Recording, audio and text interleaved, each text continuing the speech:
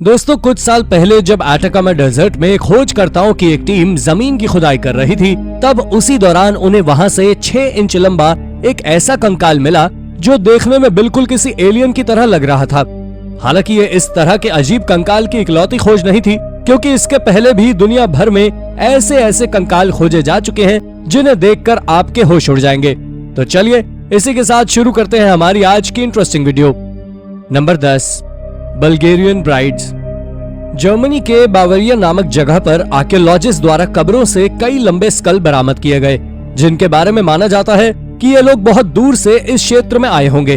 और जिस कब्र में इन स्कल्स की खोज की गई थी, वो कब्र कहीं और नहीं बल्कि किसानों की बस्तियों के पास ही मौजूद थी। वैज्ञानिकों के अनुसार इन छोटे समुदायों में मुख्य रूप से नीली आंखों, सुनहरे बालों और पीली त्वचा वाले लोग रहते थे। फिर भी लंबे स्कल के डीएनए विश्लेषण से पता चलता है कि इनमें महिलाओं की एक छोटी संख्या भी मौजूद थी, जिनमें काले बाल, काली आंखें और बहुत गहरी त्वचा वाली महिलाएं भी थी।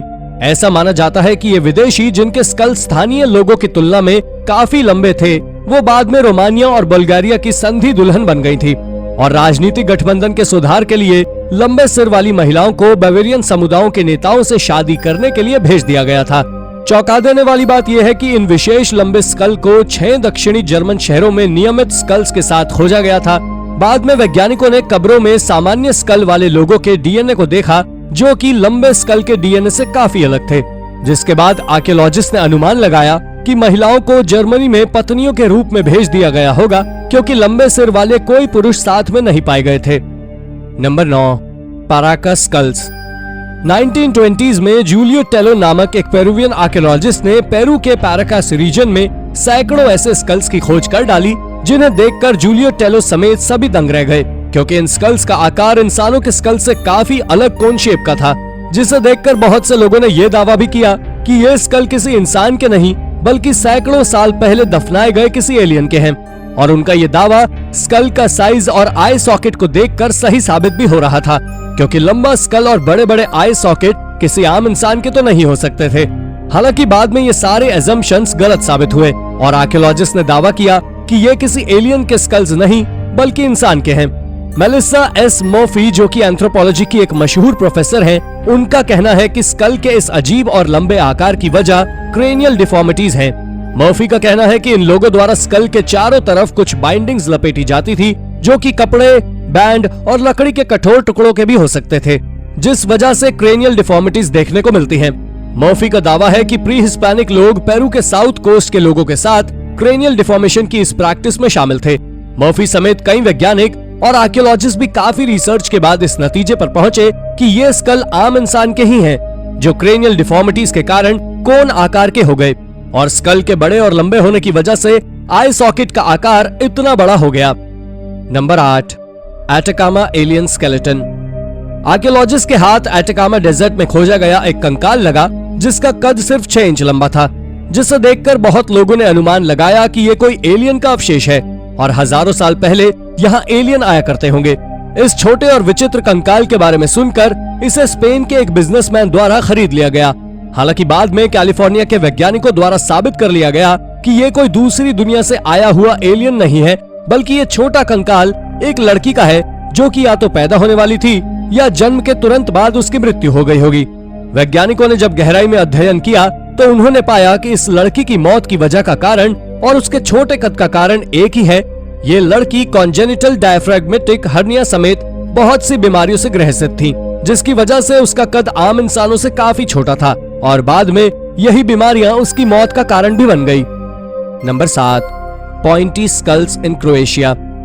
आर्कियोलॉजिस्ट द्वारा क्रोएशिया के पूर्व में मौजूद हर्मनोव वेनोग्रेड नामक स्थल पर हाल ही में खुदाई के दौरान 3 किशोर लड़कों के अवशेष खोजे गए, जिसमें से 2 लड़कों के सिर लंबे और नुकीले पाए गए।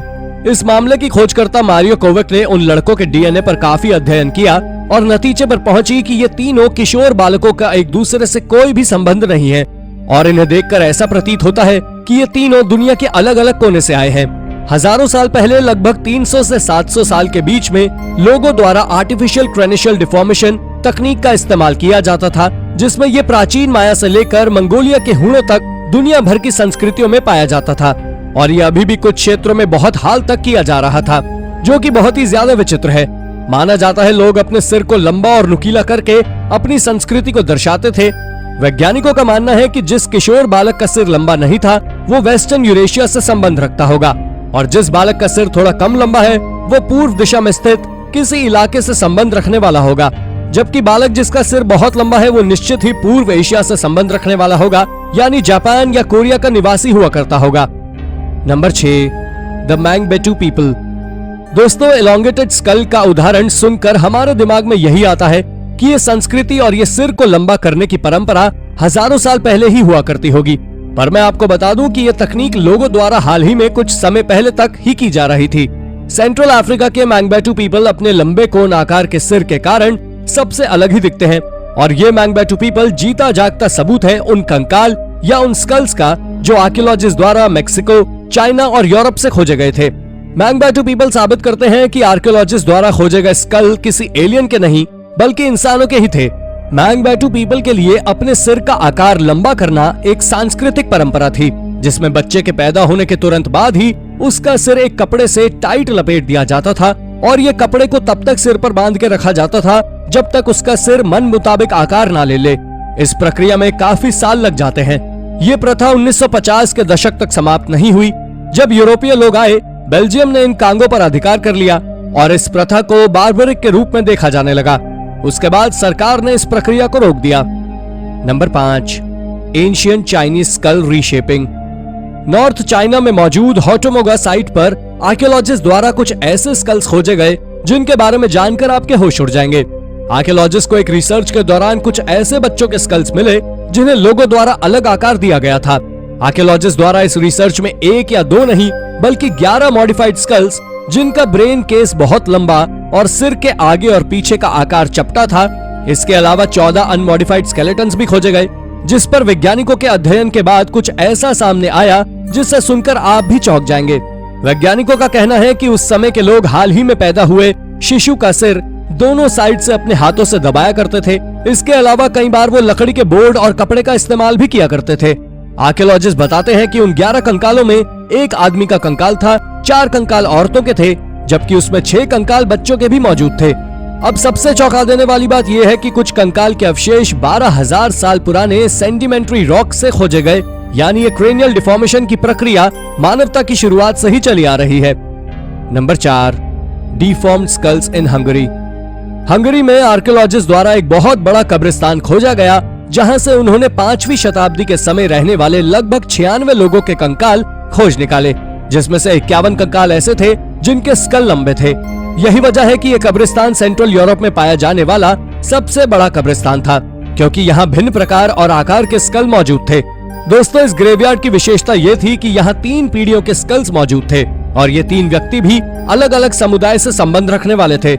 यहाँ दफन किए गए पहले लोग निश्चित रूप से रोमन थे, जिनकी कब्र के आसपास ईंट लगी हुई थी और उनकी कब्र काफी साफ सुथरी थी। दूसरे समुदाय के लोग रोमन्स के बाद दफनाए गए होंगे, जिनके स्कल बहुत लंबे आकार के थे। नंबर 3, द एलीट कोयागुआ। पेरू में मौजूद प्री इनका सोसाइटी से लिए गए 210 स्कल्स का वैज्ञानिकों द्वारा अध्ययन किया गया, जिसके बाद वैज्ञानिकों का कहना है कि क्रेनियल डिफॉर्मेशन में लंबा समय लगता है।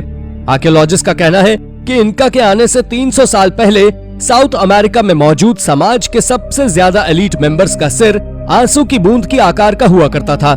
हालांकि कोयागुआ सभ्यता के प्रमुख सदस्य भी एलोंगेटेड स्कल्स को ही महत्व दिया करते थे। कॉर्नेल यूनिवर्सिटी के बायो आर्कियोलॉजिस्ट मैथ्यू वेलास्को का कहना है कि उस समय के उच्च रैंकिंग वाली आबादी के पास लंबे और संकीर्ण स्कल हुआ करते थे। Number 2, skulls at the Hal Saflieni Hypogeum. Archaeologist द्वारा माल्टा में मौजूद हाल सैफलियानी हाइपोजियम नामक जगह पर लंबी आकार के बहुत से स्कल्स खोजे गए। हालांकि आप शायद ही जानते होंगे कि यह दुनिया का सबसे पुराना अंडरग्राउंड टेम्पल और नेक्रोपोलिस है, जो कि 5000 साल पहले बनाया गया था। दोस्तों, इस मंदिर में इन स्कल्स की खोज सन 1902 में हो चुकी थी, जबकि नेशनल ज्योग्राफी ने इसकी खबर 1920 में लोगों तक पहुंचाई। नेशनल ज्योग्राफी के अनुसार ये लंबे सिर वाले लोग प्राचीन मिस्रवासी हो सकते हैं, जो कि बाद में माल्टा और सिसिली में जाकर बस गए होंगे। हालांकि नेशनल ज्योग्राफी ने इनके सिर के लंबे आकार के बारे में ज्यादा कुछ नहीं बताया, पर हम अंदाजा लगा सकते हैं कि इनके सिर का आकार भी क्रेनियल डिफॉर्मिटीज का ही नतीजा था। Number 1, सामेशियन sculls. क्राइमिया में मौजूद एक कब्र में 5 लोगों के कंकाल खोजे गए, जिनका सिर काफी लंबा था। माना जाता है कि ये कंकाल 2000 साल पहले के हैं, जिस समय सामेशियन स्कल्पचर्स हुआ करते थे। हालांकि इसके क्रैनियल डिफॉर्मेशन का तरीका बाकियों से काफी अलग था। अगर महिलाओं की बात करें तो अपने सिर को लंबा और पीछे से नैरो करना पसंद करती थी, और माना जाता था कि महिलाएं जिनका सिर लंबा और नुकीला है वो उन महिलाओं से ज्यादा खूबसूरत हैं जिनके सिर का आकार सामान्य है। और अगर पुरुषों की बात करें तो माना जाता था कि मॉडिफाइड स्कल वाले पुरुष ज्यादा शक्तिशाली होते हैं। आर्कियोलॉजिस्ट का कहना है कि उनके द्वारा खोजी गई कब्र में सबसे ऊपर एक औरत है जो कि अपने चेस्ट पर एक बच्चे को लिए हुए है, और नीचे के 3 पुरुष हैं। हालांकि ये बता पाना बहुत मुश्किल है कि आखिर उनके साथ हुआ क्या था। ये किसी युद्ध में पीड़ित लोग हैं या फिर किसी बीमारी का शिकार। तो दोस्तों, ये थी हमारी एक और रोचक वीडियो। अगर आपको ये वीडियो पसंद आई हो तो इसे लाइक करें, और हाँ, जाते जाते चैनल को सब्सक्राइब भी जरूर कर दीजिएगा। धन्यवाद।